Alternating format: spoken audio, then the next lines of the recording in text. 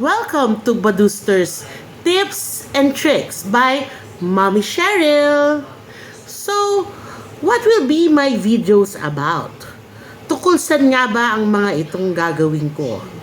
Well, it will be about my recent finds or recent purchases that I think na nakasave naman ako. Whether budol man ito or legit purchase na kailangan talaga ng family namin. And also, siguro once in a while magsha-share ako ng some tips or recommendations on how to save, whether pera or on things, 'di ba? Maganda 'yon kasi a money save is a money earned, ika nga nila.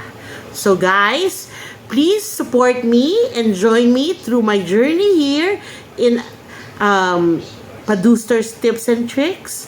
I hope that I can help you in my own little way. Bye!